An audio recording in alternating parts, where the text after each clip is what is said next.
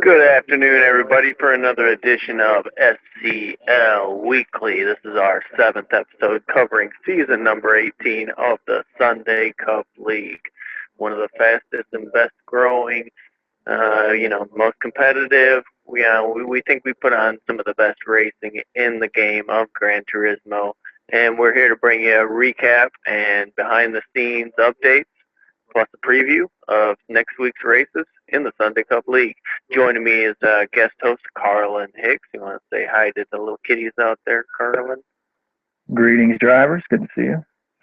We have a lot of drivers out there. It's probably pretty much all the people that listen to this program are drivers. We have 300 members, so there you go. 300 members. There you go. So that's a pretty good audience here, and we'll talk about the beautiful races that we had. First off, we'll jump right into it here with our Pennsylvania Grand Prix. An awesome race that we put on in the Camel GT series. That is the Corvette C6, Z06, 06, that one. LM race car. Those are fun ones. So we'll go ahead and get right into it here. With the review and recap of the race here, Carlin Hicks. And that was spoken like a true NASCAR series director. All right, we had a great race at Indian Mountain, the Pennsylvania Grand Prix. It's a Pocono facsimile, 3 turns, 2.5 mile high-speed track. The Pennsylvania Grand Prix was 75 laps, about 188, 190 miles, and it was a great race. I was myself in the Sunday Cup League account. I was fortunate enough to come out with the win. J-Dog in second. Super 8 rounded out the podium with the rookie Loco Pepe from Chile, actually, our first Chilean driver, running fourth in his debut. Real good job. And Kyoshiro, who ran back in season 16, actually has a win at midfield in the Camel GTs, rounding out the top 5. It was a terrific race. Myself and J-Dog qualified on the front row, and track position was really important. You really had to set up your passes, one at a time. It's not like being at a Daytona where if you get real determined, you might be able to pick off 3, 4 a lap. That was impossible to do here. And you really had track position was important. Patience was important.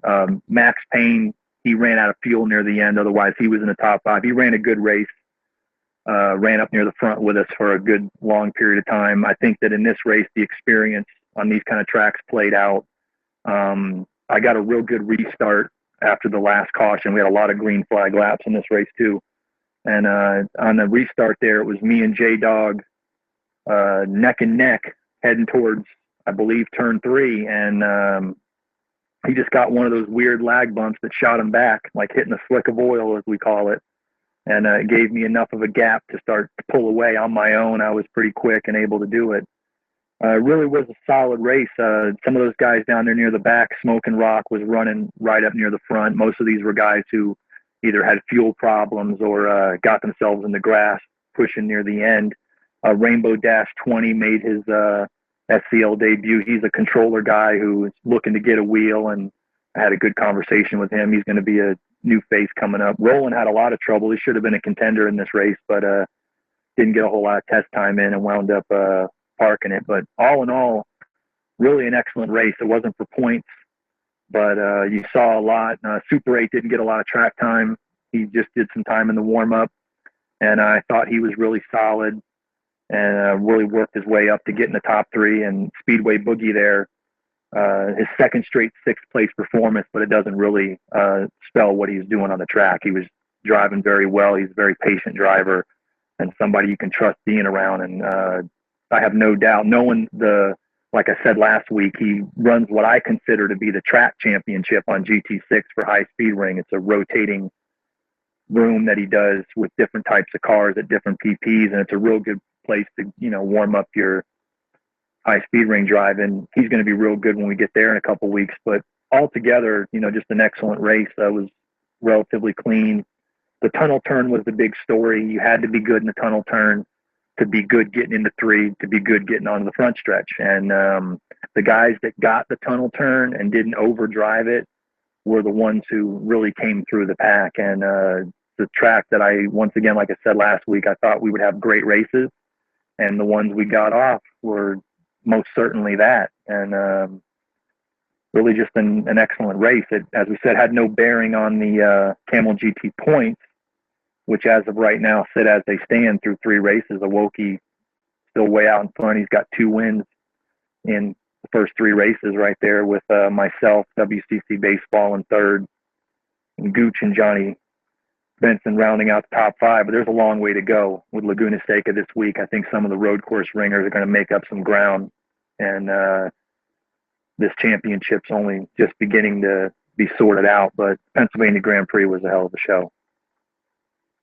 Yeah, that track really puts on a good show. I mean, it was our first kind of outing there in Indian Mountain, and I think we found out real quick that that's a favorite of drivers too. Oh yeah, I think the feedback from the races was terrific. It's a fast track, but it's technical. You couldn't drive it like you could a normal 2.5 mile super speedway.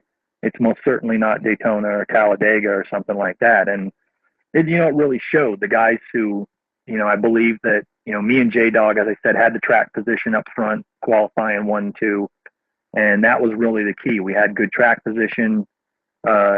Super 8 deserves a shout out because he came through from the back of the field to get that podium finish. But just an excellent race altogether. Yeah, Super usually puts on a pretty good show there. I'm really impressed by the rookie Loco Pepe there. And he did a good job too. He was very clean. Loco was very clean, caused no trouble. He was really responsible for Super getting up to third. He became Super's drafting partner there and helped him get up there. And really, yeah, very impressive performance for a new guy. And we'll go ahead and talk about our Thursday event there after we look at the point standings. Milwaukee's pretty much taking a pretty good hold of the gap here, but like Aaron said, not over by any sense. I'll go ahead and review the late model race here that we had at where are we at here? Motegi Super Speedway. I'll go ahead and review this one here. For the Jags 100 that everybody was racing really hard there at Motegi Super Speedway. Very good race. Very good race there. Everybody was really, on top of it. With it being a points race, everybody wanted to get their little digs in there, get as many points as they can, and Kip hauling ass was pretty much hauling ass. He had a good starting position there. Not 100% where he qualified, but during the race there, man, they were cooking.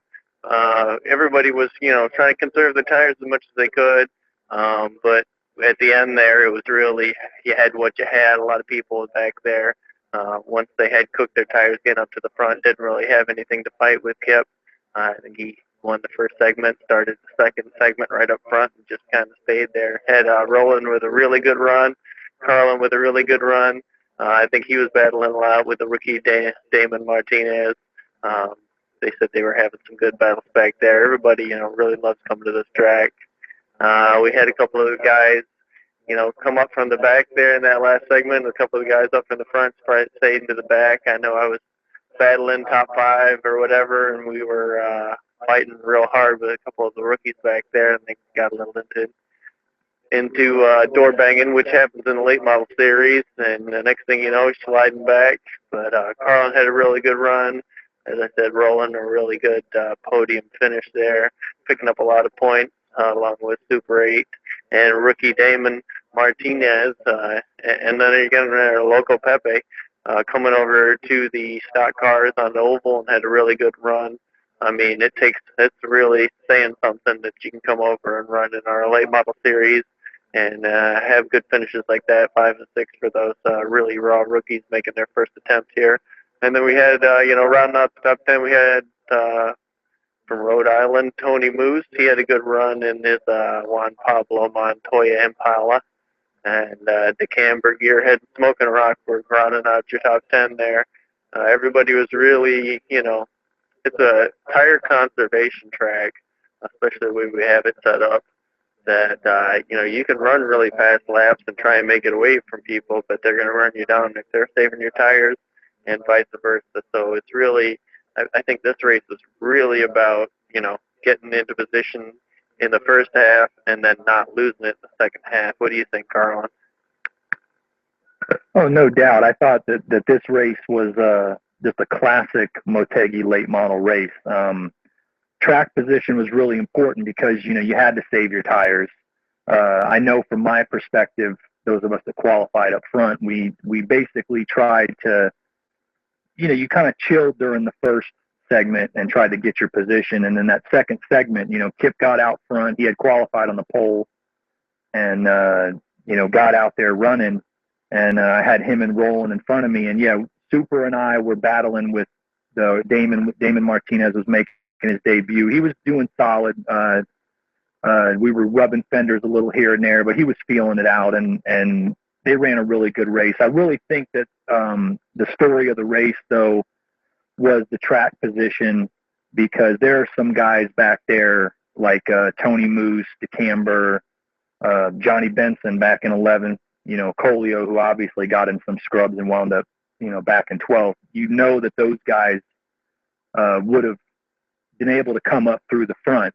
It's just that it was such a difficult track as far as the track position went. You're trying, you can make your aggressive moves, but you got to save something on the tires. And that's really what it was for me. I had being third, I had plenty of pressure behind me, and I saved as much as I could, but I just couldn't save enough to have something for Roland and Kip at the end. And the truth is that with the point standings coming into the race looking the way they did out of Daytona, and a lot of the championship front runners taking it on the chin at Daytona, where I was able to come out with a podium, I was very happy to get on the podium. So I was racing for the season and not for the race as much as I'm sure, a lot of the guys up front were. I do believe that someone like Tony Moose, I know he started in 10th in this race. Looking from what I saw behind me, I don't think Tony never really had the opportunity to move up the way that he needed to. He was definitely someone who would have. And I'm sure there was some scrapping back there that scrambled the field. But, that's the Motegi race. It is what it is. You try to figure out the best strategy and how much you can save without giving up too much track position. And I think that, at least from me, Roland, and Kip's perspective that wound up on the podium up front, we found out in the first segment just how hard we could push, how much we had to defend our position. And that's a perfect example just of how much credit that, the guys in the 4 or 5 positions behind us deserve, because, we're guys that have run, like you had said on race night, have run a Motegi late model race probably 20 times in, 25 times in the last 7 seasons. And we know how to set up a race. And that was really what it was. Kip's a hard guy to get a move on at the end there. And, like I said, me, him, and Roland were, not that I wouldn't have taken a chance to try to improve my position, but being in third and having a lot of the championship front runners behind me, I know I played it safe in this race. And, that's basically what happened in this one. It was just a track position race, a lot of tough scrapping. Late model does that, and gets you prepared for getting up in the higher series where you're going to see more separation in the cars. But altogether, I think what it really does is, when you look at the standings, it just scrambles up the standings quite a bit. You wind up coming out through 2 of the 5 races with myself in first over Gearhead by 7, DeCamber's back by 9.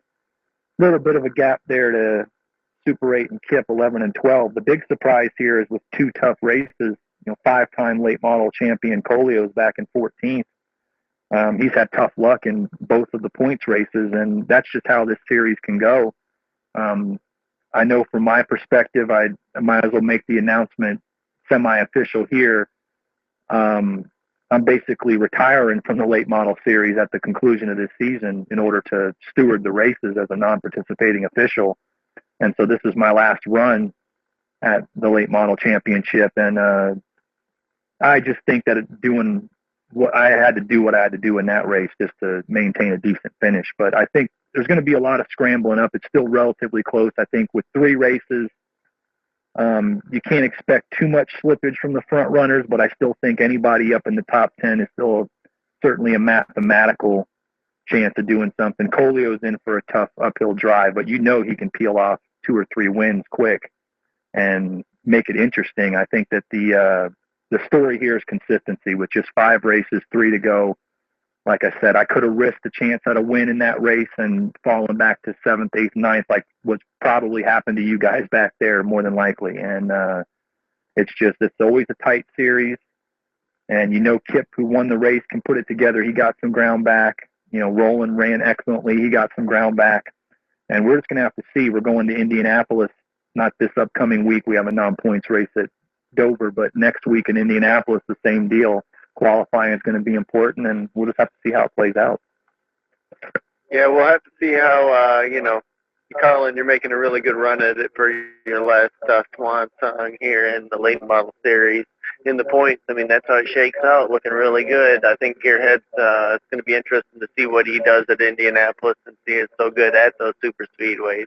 But him not having a super good run in the late model points coming off of the win at Daytona, he's sitting there 7 points behind you, Carlin, and DeCamber's looking good too. So, I mean, that's how it sits right now.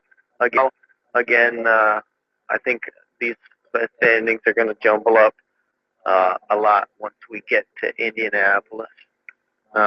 Speaking of Indy, we'll go ahead and talk about our little Indy race we had at Pocono Mountains track here at Indian Mountain. And looked pretty good. We just had, looks like Milwaukee was hosting this, with it being a non-points event and no officials present. Milwaukee went ahead and threw this one up. I think I heard that those guys like the track a lot, but we'll have Carlin do a review here. He has most of the information on how it went, but there's your list of participants. Yeah, from what I talked to, of course, Andy, who was our race steward for this one, and our participants, J-Dog wound up coming out with the win. I got a chance to interview him yesterday. It was just like you'd expect. It was a dog fight and an experience.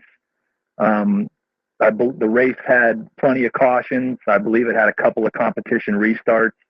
The general consensus on that was, like I said to you, Johnny, when the cat's away, the mice will play.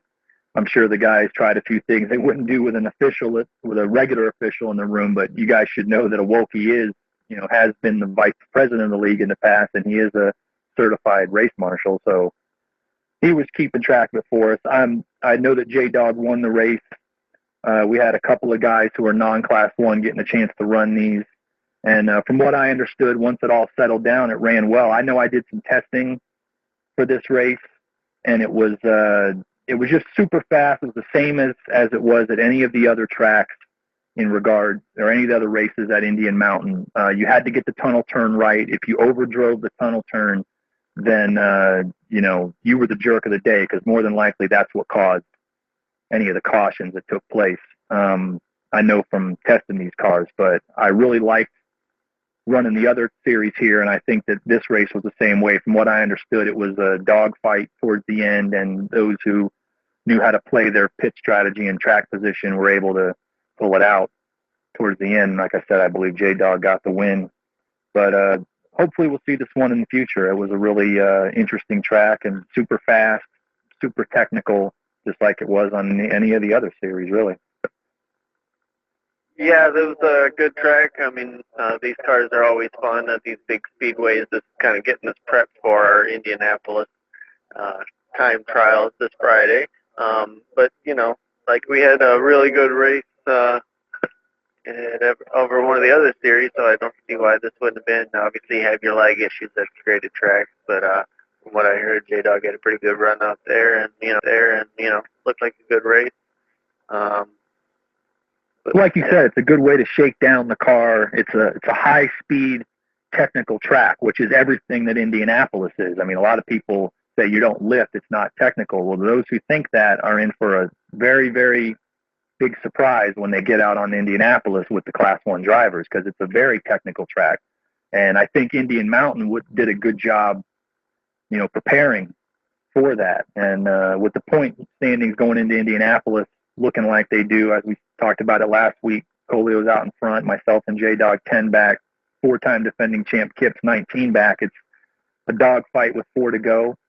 And with the time trials coming up this week, I thought Indian Mountain was just a good place for those cars to get shook down, and I'm sure they did. And we'll see how everybody shapes up this week at the time trials. Yeah, it should be a good race. Everybody loves Indianapolis. We'll talk about that a little bit later in the show as we get ready for the greatest IndyCar race of them all out there at Indianapolis. Saturday night, I guess we had a little bit of server issues and weather complaints and whatnot. So our Stanley 150 got rained out. I guess once they did get the room going, Milwaukee was trying to do the same thing Saturday, they did Friday. Couldn't eventually get the room going. And then once they did, it was getting really late in the night, so they just kind of called it off for the night. So server issues strike again there. Would have liked to got another good race there at Indian Mountain off.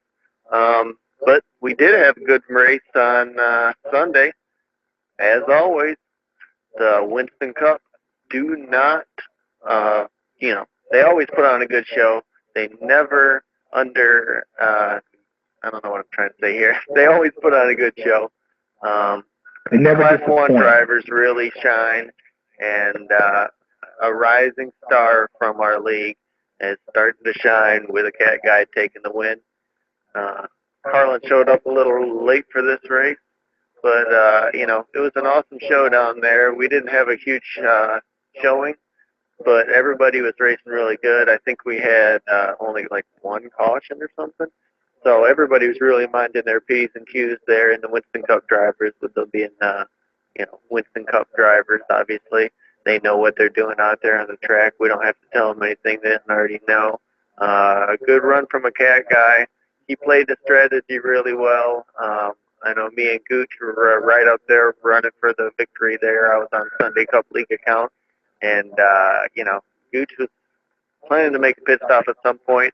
I jumped into the pits, and I think he got a little screwed up and slid past the pits or had some problem in the pits. That kind of took him out of it. And me and Max Payne, we both pit, and we were running back to him. And, Cat Guy had a really good strategy there where he kind of eliminated that last pit stop, and me and Max Payne, we couldn't catch up to him. He saw the second half of it there. It was a good race. I think Cat Guy really shined. Well, I came in the second half of the race. Somebody messaged me towards the end of the race and said, Cat Guy's pulling a Carlin. Everybody remembers my season 15 Brickyard 400 win, I guess, but he did. He had his strategy. Cat Guy is the rising star. He's a smart driver. He's quick.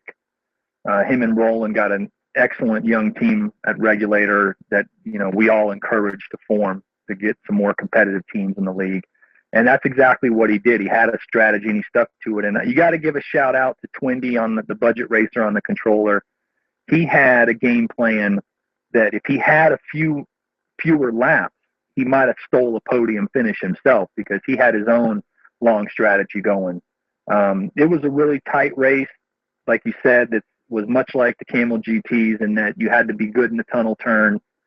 Towards the end there, we had the 1 caution that scrambled things up. Max was able to duel it out and get up to second. Track position was important here, but really what wound up being important at the end was, the strategy, and Cat Guy played that perfectly. And that's exactly how these kind of races on these tracks are going to come out. You're going to see a lot more strategy play than you would at a Daytona race because of the nature of the track. And Cat Guy played it perfectly. Gooch led a lot of this race. He was up front the whole time. And we know the story with Gooch. If Gooch is there at the end, he has as good of a shot at winning as anybody. He wasn't there at the end this time, but, he'll be back. And I just think Indian Mountain Week was, like we said, despite the rain out, Indian Mountain Week was a big success. I knew this track would fit the style of a lot of our drivers. And it really did. And once everybody got the hang of it, and especially the hang of the tunnel turn, and realized there was a lot of, ease in and give and take in that spot, the racing was terrific, and probably the best, among the best racing, at least on the created tracks we've seen all season. Yeah, it was a good run there. CAG guy pulled away at the end there, but I think I noticed after the race my car was starting to lay down on me a little bit in the horsepower department. So I really would have loved to see what maybe another lap and my car not laying down. We might have been able to make a three-way race for it. But shout out to Vinny. He did really good working with me, and he's definitely won Class 1 material. So that basically wraps up our wrap-up. Is that Carl? I said, no doubt, Vinny's he's had some good runs over the seasons. When he puts it all together in a race, he's had some real good races. Yep, Vinny's always looking good. We'll go ahead and take a look at the Winston Cup points for a little update of that. Milwaukee's looking really good as on the Winston Cup side too. He's got 6-point lead over Colio. 18 back is Carlin, with Tony Moose creeping at 19 back, and Kip's hauling ass, looking good. Only 24 back, so I think that's really gonna wrap up here when we get to the Brickyard 400, our next Winston Cup event. Should be a good race. Those guys are where are they at Bonanza? They're at Bonanza this week in the Winston Cup, so that should be another good race for the Winston Cup boys. But yeah, it's pretty much the same on the Winston Cup side. All the Class 1 drivers are out there showing what they can do in the big boy cars, and they're getting it done. So that about wraps up a wrap-up. Like I was saying there, we'll go ahead and take a little preview of our karts race. They are going to be at the Ontario Motor Speedway. We've already got a couple drivers signed up and ready for tonight's race. It should be a good one. We got Damon Martinez, One Shoe, Smooth 560, and J-Dog. They're all signed up, ready to rock and roll in these shifter carts. Should be a good race. You want to give you a little preview there of Ontario Motor Speedway and these shifter carts, Carl? Well, I don't really run the carts, but Ontario is not a track I'm super familiar with, but the carts are always a toss-up because you never know. Being that's the one car you can tune the motor on, the transmission at least, you're going to see, somebody might come out with a surprising tune and throw you off, especially the newer guys just jumping into the league. Most of them tend to have raced carts and, other leagues that have carts more as their focus of what they do. And at the end of the day, that's really what, tells the story in those races. It's hard to make a prediction because of that fact. But I can tell you what I'm looking forward to is as soon as that race is over, everybody's jumping in their helicopters and haulers and heading over to Dover for the Bunny Bread 75 in the Indy Lights. Oh, yeah. That's going to be something. Action. Oh, yeah, 1 mile, high banked. I think that in that race, the oval guys are going to have a lot of experience to draw from there, but that's also, a toss-up. We've only run a few test races there in the past. These cars the Indy Lights cars handle like a whip around there. It's not one of the points races, so everybody's going to be, seeing what they got, throwing the car around. And, it's a 75-mile race, so you're likely going to have some kind of strategy, something for the pit stops. And I'm really looking forward to that. This is going to be a fun one. We're really hoping to see what the server looks like for Dover. I mean, that track has ridiculously high banking, and it's just super, super quick. But you can get yourself into trouble real quick. I mean, just like we say at any other track like that, it requires patience because you have the speed to pass somebody that's in front of you. The question is, do you have the position? And so that's the big key, is that if a guy's running the nice smooth line, if you haven't shown yourself on the inside to him before the corner, then you don't really have the spot yet. So the guy starts to commit to the turn. You might see some T-boning if, people aren't up to snuff on that. But I think our guys will be fine. It's just going to be a terrific race, and I'm really looking forward to it. Yeah, the Indy Lights always put on a good race, and I think being at the short track there, like you said, some of the NASCAR oval guys might shine there in the Indy Lights car. But should be a good race and a little preview for Thursday's event there in the late models. That's going to be another big event there, the Simpsons 100 at Dover. Should be an awesome race. The late models always put on a show, and that is kind of a late model track for sure. So it's going to be interesting to see how the segments work out there at Dover. But I think we'll have a good race, and late models always put on a good show. It's an points event, so we might not have a whole lot of people showing up, but I think we might have a whole lot of people showing up because everybody loves Dover. What do you think about the Dover race there, Carlos? Oh, that's going to be a fun race in the late models at Dover. I mean, they're just going to, that's a perfect car for that kind of track. They're just going to rock and roll around there. And I personally think there will be a pretty good sized field. But it's the same thing as in the Indy Lights tonight. It's you really got to be on top of your racecraft when you're racing a track like that, because it's just so easy to get into trouble, because the car is giving you, the car and the draft and the banking, it's all giving you the momentum to get by the guy in front of you. But you got to have the position to do it. And I think the best way to do it is probably to set somebody up, get them on the straightaway.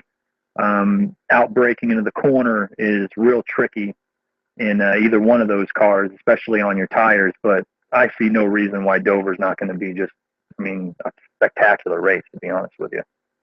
Yep, Dover, in the practice races always put on a spectacular race. Another spectacular race we've got coming up on Wednesday night. Our Camel GT heads to Laguna Seca for the trophy race out there, Laguna Seca. That is going to be another points event. Should be an awesome showing. Milwaukee's probably going to come out there and see what he can do at Laguna Seca, but I think there might be a lot of challengers. Should be a good race out there at Mazda Raceway. Oh, no doubt. We had a big test session there last night. I believe Andy put down a 1:15.7 was the fastest. A couple of the newer guys, the road course ringers from GT Planetland, like Max and Damon Martinez, are in the high 1:16. They're not that far off. This is a track that gets lots of separation. You guys who race with me know me. I can get consistent on a road course, and some of the road courses like Daytona, Willow Springs, even High Speed Ring, pace-wise, I can keep up with them. But Laguna Seca is a big separation track. It's such a technical course. As Awoki put it during the test session last night, whereas Willow Springs is about, being consistent. This track's about commitment. You got to know when to commit to the corners. It's so easy to over and under drive the track. And so some of us who are fairly proficient racers are a good 2-3 seconds off the pace here because of how difficult this track is. So you're going to see a lot of traffic. I think that Awoki and some of those road course ringers, that this is their forte. They're going to be the guys up in the top 5, and it's really going to be about, if there's enough to where consistency can pay off. I know I have my 2 podium finishes this season in this series are all consistency. Just I didn't make mistakes and was close enough to capitalize on others' mistakes. I don't know that that's the case at Laguna Seca, that those of us that are off the pace are going to be close enough to capitalize on a few mistakes. Obviously, if somebody can't stay out of the kitty litter, then that's another story. But I think the road course ringers are going to be chasing Andy, and it's going to be a showdown at the OK Corral to see who blinks first. And with the championship looking the way it does, if Andy can win this one, he can really put some more separation towards his second straight title. But Laguna Seca is a fun track. Those of us that don't even drive it fast, we still love running it. It's fun. And we'll just have to see how this one plays out. But I think it's going to be a terrific race. Yeah, Laguna Seca always puts on a good race, and I think Camel GTs, that's their kind of track. So that's going to be our Wednesday. We touched on Thursday at Dover. We are going to be doing our Indianapolis 500 time trials on Friday. That is where you go out and you have your 5 time laps with an official watching. and you put them together. I think it's the average of the best four, and that sets the top 10 of the field. And obviously, after that, we're going to have your provisional points starters for the Indianapolis 500. But this is the greatest race that the IndyCars race, and I think it's going to be another awesome show there. But Friday night is just kind of laying down a lap. Oh yeah, it's just getting out there and under the scrutiny of people watching you, and putting down a quick session. You get to, like you said, you get to run 5 laps timed. We throw away your worst lap and average your best 4. This is our 6th Indian. We've run this back to season 13, so this is our 6th Indianapolis 500. It's the greatest spectacle in racing, as they call it. Always brings out a big crowd of Class 1 drivers. You want to come in and get your time trial down in case there are above 15 qualifiers. There's possible that there may be at-large bids next week, but possible but not guaranteed. And I have to make a pick here. It's tough to call it. As far as the time trials, Immortal Gooch won it the first season. I know Kip has won it. I believe Cole has won it. The last 2 seasons, it was Stay Down killing for JME Motorsports, but Stay Down's not running this season. And I'm going to make a pick here of what I think is going to do. Super 8 has qualified second. Each of the last 2 seasons on the front row here, about, I think, 3 or 4 1,000ths of a second off the pole. I think him and Colio's running this series this season. I think those 2 are going to be 1-2. I think they're going to be the ones who have the best shot at the pole. Myself, Kips, J-Dog, I believe any one of another, and there's a few other guys I'm not mentioning that I'd also consider in there. Also, DeCamber also have a real good shot at the pole, but I think that I would put Colio and Super 8 as the favorites for qualifying here. They both seem to have the way to put this session together in that 5-lap run just right. And we're talking thousandths of a second. I mean, you make, you're not even, it's not that you can say, I made a mistake and qualified 10th. I mean, you probably hit a breeze, and qualified 10th. It's nothing separates us at Indianapolis in qualifying anyway. And that's what I think we're looking at. I think Colio and Super are what I would consider the favorites, with myself, Kip, J-Dog, and a few others also being contenders there too. But we'll have to see how it plays out. It's a traditional type of qualifying. You really just want to get in the field, try to get the bonus point if you're racing for the championship.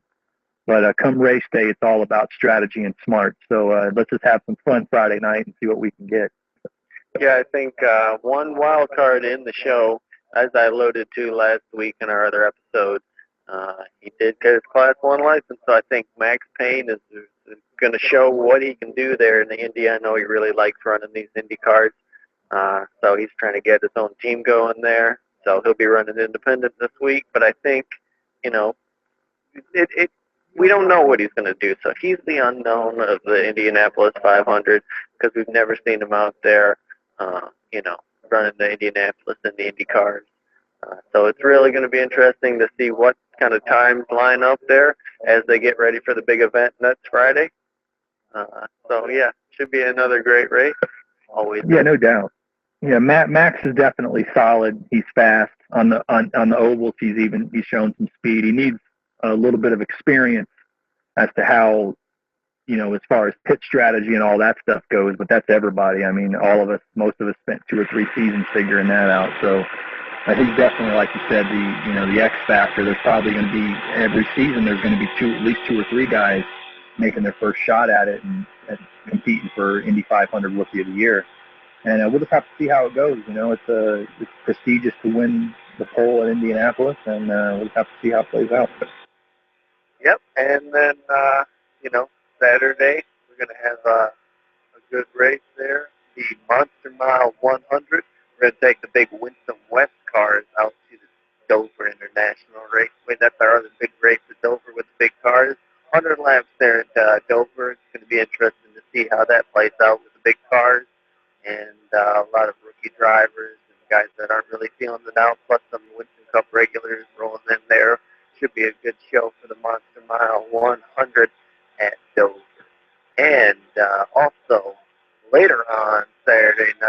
Miller time, baby. We are running the Miller Light 150 at Bonanza. That's a real big course there. I think it's 2 miles, Super Speedway out there in Colorado, and they really get it done. That's going to be a fast track, and I think that's going to be a good showing out there on that big flat track for the Grand National Division. What do you think about that big G&D race on Saturday, Carlos? I don't have a whole lot of track time at Bonanza, but from what I did, bears a resemblance to a couple of the other tracks we've run. And once again, those tracks, just no matter how long they are, track position always comes into play. You got to kind of pick off guys one at a time, as opposed to what we see at Daytona or Indianapolis, where you can kind of get a line going and get a bunch of people. You don't really see that at these kind of tracks. It makes qualifying important. It makes pit strategy important. Whatever tire wear, I couldn't tell you yet. I haven't done my tire testing for the Bonanza races till later this week, but seeing the tire wear and what kind of pit windows you can get going, that's all going to play a big factor in those races, and get us a feel for how those tracks go, and have fun at them. We got we're heading to Indianapolis next week, so get your rocks off here in the non-points race coming up. Yep, and Sunday it should be another big event with the Budweiser 200 over at Bonanza. All those guys from the Grand National and a couple of the big Winston Cup guys are going to be showing up there for the big Bonanza race. The Budweiser 200, that's our big Cup event for this week. Obviously, all Class 1 drivers, so it should be a good show and kind of, get your car all warmed up for Indianapolis. It's going to be a good show there on that big flat track, and I think the guys get the experience on Saturday night will be a little bit better in the Budweiser 200 on Sunday. What do you think about the big cars going there, Carl?